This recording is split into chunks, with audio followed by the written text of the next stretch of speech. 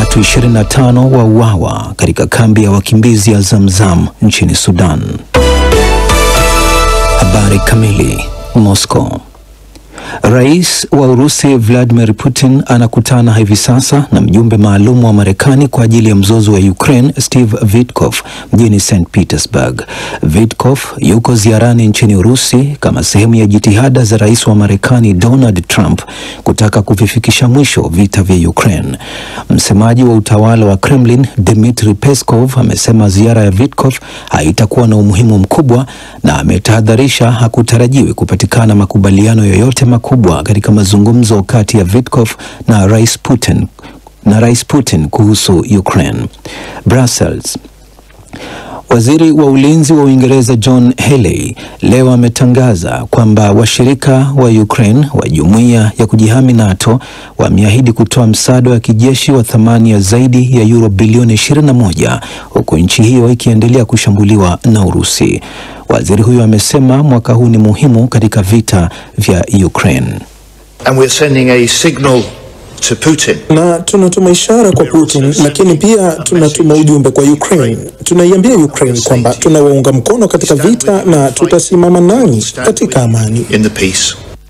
Waziri huyo wa ulinzi wa Uingereza alikuwa akizungumza katika mkutano wa kimataifa ulioandaliwa kwa pamoja na mawaziri wa ulinzi wa Uingereza na Ujerumani kuratibu msaada zaidi wa kijeshi kwa ajili ya Ukraine katika makao makuu ya jumuiya ya NATO mjini Brussels. Kaimu waziri wa ulinzi wa Ujerumani Boris Pistorius amesema msaada huo utakuwa na mchango muhimu katika uwanja wa mapambano mwaka huu, akitambua kuwa amani nchini Ukraine inaonekana kuwa mtihani kuifikia katika kipindi kifupi kijacho. Istanbul. Saudi Arabia imetaka shinikizo zaidi kuhakikisha upelekaji wa misaada unaendelea bila kutatizwa katika ukanda wa Gaza kufuatia hatua ya Israel ya kuzuia uingizaji wa mahitaji muhimu ya kibinadamu. Hayo yamesemwa leo na waziri wa mambo ya nje wa Saudi Arabia Faisal bin Farhan baada ya mkutano wa kikanda wa washirika uliofanyika kusini mwa Uturuki. Kauli yake inakuja baada ya shambulizi la alfajiri la kutokea angani lililofanywa na jeshi la Israel kuwaua watu 10 wa familia moja wakiwemo watoto 7 katika mji wa Khan Yunis kusini mwa ukanda wa Gaza. Unaendelea kuisikiliza taarifa hii ya habari za ulimwengu kutoka DW Bonn. Brussels. Umoja wa Ulaya unasema hakuna mbadala wa diplomasia katika kutanzua mkwamo kuhusiana na mpango wa nyuklia wa Iran kabla kufanyika mazungumzo kati ya Iran na Marekani kesho Jumamosi mjini Muscat nchini Oman. Msemaji wa afisi inayoshughulikia sera ya kigeni ya Umoja wa Ulaya Anwar El Anouni amesema umoja huo unatambua juu ya mazungumzo kati ya Marekani na Iran na kwamba maendeleo yoyote yanayoongeza fursa za kupatikana suluhisho la kidiplomasia ni hatua inayoelekea katika mkondo sahihi. Mazungumzo ya kesho yanalenga kufikia mkataba wa nyuklia huku Iran ikisema inataka mkataba wa haki na Marekani. Port Sudan. Wapiganaji wa kikosi cha Rapid Support Forces wamewaua watu 25 leo Ijumaa, wakiwemo watoto na wanawake katika shambulizi dhidi ya kambi inayokabiliwa na baa la njaa katika jimbo la Darfur Kaskazini. Hayo yameripotiwa na wanaharakati wa kundi linalopigania demokrasia ambalo limekuwa likiratibu utoaji wa misaada kote nchini Sudan tangu vita vilipozuka kati ya jeshi na kundi la RSF mnamo Aprili 15 mwaka 2023. Shambulizi hilo la makombora na risasi limeilenga kambi ya watu waliolazimika kuyakimbia makazi yao ya Zamzam kutokea pande mbili za kusini na mashariki. Addis Ababa. Ethiopia leo imemtangaza Getachew Reda, mwasi wa zamani na kiongozi wa Tigray aliyeondolewa madarakani, kuwa waziri. Getachew Reda alitimuliwa kama kiongozi wa utawala wa mpito wa eneo la Tigray na nafasi yake ikajazwa mapema mwezi huu na mkuu wa vuguvugu la ukombozi wa watu wa Tigray Debretsion Gebremichael kufuatia mgogoro wa ndani wa kung'ang'ania madaraka. Mwisho wa habari za ulimwengu. DW Dunia Yetu leo jioni. Safu ya uchambuzi jioni hii itaanza na mzozo wa Mashariki ya Kati. Utasikia juu ya mashambulizi ya Israel yaliyowaua watu 10 kwenye ukanda wa Gaza. Huko mjini Brussels, mataifa rafiki kwa Ukraine yametangaza hili kuipatia msaada wa dola bilioni 21 nchi hiyo iliyovitani dhidi ya Urusi. Halafu tutakwenda Tanzania. Kuna uwezekano kitakacho kumwathiri zaidi Bwana Tundu Lissu ni muda ambao atakaa gerezani mpaka hapo watakapoamua kuondoa shauri au mahakama itakapoamua vinginevyo. Utasikia tathmini ya kisheria kuhusu kesi inayomkabili kiongozi wa chama kikuu cha upinzani nchini humo, Tundu Lissu. Tuandikie maoni yako kupitia mitandao yetu ya kijamii kwa Instagram na Facebook. Anwani yetu ni DW Kiswahili. Tunapatikana vile vile moja kwa moja kupitia ukurasa wetu wa YouTube, na huko pia unaweza kutoa maoni yako kama nilivyokuarifu. Uchambuzi wetu jioni hii utaanzia Mashariki ya Kati. Watu 10 wameuawa katika mashambulizi ya anga iliyofanywa na jeshi la Israel kwenye mji wa Khan Yunis ulio kusini mwa ukanda wa Gaza. Wakati huo huo, Umoja wa Mataifa umesema kwenye taarifa yake kwamba wanawake na watoto ndio wamekuwa wahanga katika mashambulizi ya hivi karibuni kwenye ardhi ya Wapalestina. Taarifa kamili na Angela Mdungu. Msemaji wa wakala wa ulinzi wa umma katika ukanda wa Gaza, Mahmoud Basal, ameliambia shirika la habari la AFP kwamba maiti za watu 10 wa familia moja wakiwemo watoto 7 zimepelekwa katika hospitali moja katika eneo la kati mwa mji. Shambulio hilo lililenga nyumba ya familia ya Farah katika mji wa Khan Yunis. Mapema leo jeshi la Israel limetoa amri nyingine inayowataka wakazi waondoke kutoka kwenye maeneo kadhaa ya mashariki mwa mji wa Gaza. Huku hayo yakiendelea, ripoti ya ofisi ya haki za binadamu ya Umoja wa Mataifa imeonya kwamba kuongezeka kwa amri zinazotolewa na jeshi la Israel kuhusu Wapalestina kuhama kutoka kwenye maeneo kadhaa katika ukanda wa Gaza ni sawa na kuwahamisha kwa lazima na kuliacha eneo la ukanda wa Gaza kuendelea kuwa dogo, kutokana na kwamba maeneo yanayohamishwa yanatengwa kama maeneo ya usalama chini ya serikali ya Israel.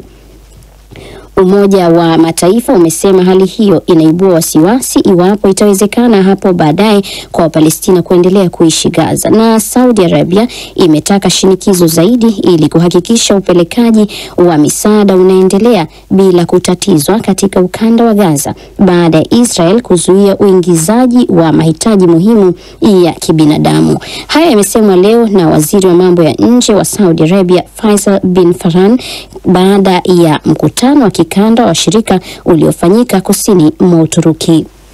Alikuwa ni Angela Mdungu huyu. Na hali jumla kwenye mzozo unaoendelea Mashariki ya Kati. Mawaziri wa ulinzi wa muungano wa mataifa yanayofahamika kama marafiki wa Ukraine wamekubaliana leo kuipatia msaada zaidi wa kijeshi nchi hiyo wa dola bilioni 21. Msaada huu umetangazwa katika mkutano wa mataifa hayo ulioongozwa kwa pamoja na Ujerumani na Uingereza mjini Brussels. Mengi zaidi na arifu Saumu Simba. Katika mkutano huo uliofanyika kwenye makao makuu ya Jumuiya ya Kujihami NATO mjini Brussels, waziri wa ulinzi wa Ujerumani Boris Pistorius alitoa mtazamo unaoonyesha kwamba Urusi bado haina dhamira kufikia amani na Ukraine, na kufafanua kwamba nchi hiyo inahitaji kutambua kwamba Ukraine inao uwezo wa kuendelea na vita hivi. Peace in Ukraine appears. Kwa kutazama uchokozi unaoendelea kufanywa na Urusi dhidi ya Ukraine, tunapaswa kuondoa fikra kwamba amani nchini Ukraine inaweza kupatikana katika kipindi cha hivi karibuni. Tunapaswa kuhakikisha Ukraine inaendelea kupata msaada wetu wa pamoja wa kijeshi, na Urusi inapaswa kuelewa kwamba Ukraine inaweza kuendelea na vita na tutaiunga mkono. To go on fighting and we will support it. Lakini pia waziri huyo wa ulinzi wa Ujerumani aliweka waziwazi kwenye mkutano huo wa Brussels kwamba nchi yake haiwezi kuipatia Ukraine mifumo mipya ya ulinzi ya Patriot kwa sababu yenyewe Ujerumani inasubiri kuipata mifumo hiyo. Mara kadhaa Ukraine imekuwa ikisisitiza kwamba inahitaji mifumo ya ulinzi wa anga yake hasa ya Patriot kujilinda dhidi ya mashambulizi ya makombora yanayofanywa na Urusi. Mkutano huo wa mawaziri wa ulinzi wa Jumuiya ya NATO na Umoja wa Ulaya, ambao ni kile kinachofahamika kama kundi la marafiki wa Ukraine, wameahidi msaada wa kijeshi wa euro bilioni 21 kwa nchi hiyo. Rustem Omarov, waziri wa ulinzi wa Ukraine, alikuwa na ujumbe huu kwa mkutano huo. We are thankful for the coalition capabilities that has been. Tunashukuru juhudi za muungano huu zinazoonyeshwa leo na mataifa yaliyoongoza mkutano kwa nchi zilizotoa mchango, na ni miongoni mwa misaada mikubwa zaidi tuliyoipata. Kama tulivyosikia leo, ahadi iliyotolewa ni euro bilioni 21 ambacho ni kiwango kikubwa. Tunashukuru. Rais Volodymyr Zelensky anaomba tutazame ulinzi wa anga, tupate mifumo mipya ya ulinzi ya Patriot. Tumeshatoa ombi hili kwa washirika wetu na tunafanya kazi pamoja kupata mifumo hiyo. Mkutano wa Brussels umefanyika chini ya kiwingu cha juhudi zinazofanywa na Marekani za kujaribu kuishinikiza Urusi na Ukraine kufikia makubaliano ya kusitisha vita. Mjumbe wa Rais Donald Trump kwa upande mwingine, Steve Witkoff, amekutana leo na mjumbe wa Rais Vladimir Putin wa masuala ya uwekezaji Kirill Dmitriev mjini St. Petersburg, huku pia ripoti kutoka ikulu ya Kremlin zikionyesha kwamba Witkoff atakutana na Rais Putin baadaye leo. DW tunavuma kwa kishindo.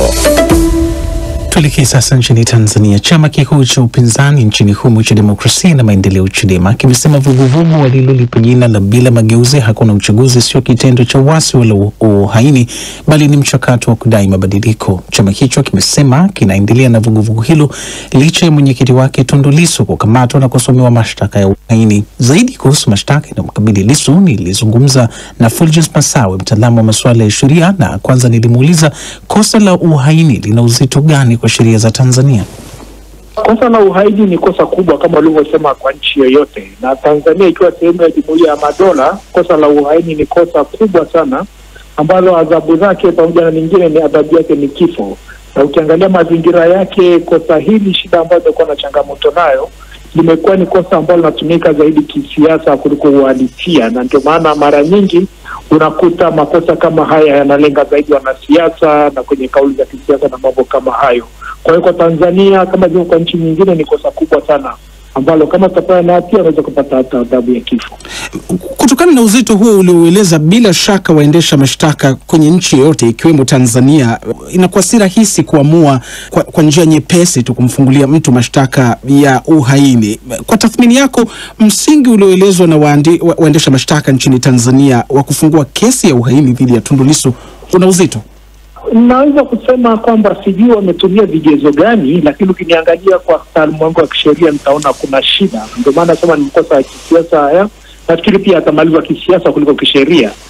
Nafikiri ni swala tu la kumnyamazisha na kupunguza vuguvugu hili linaloendelea.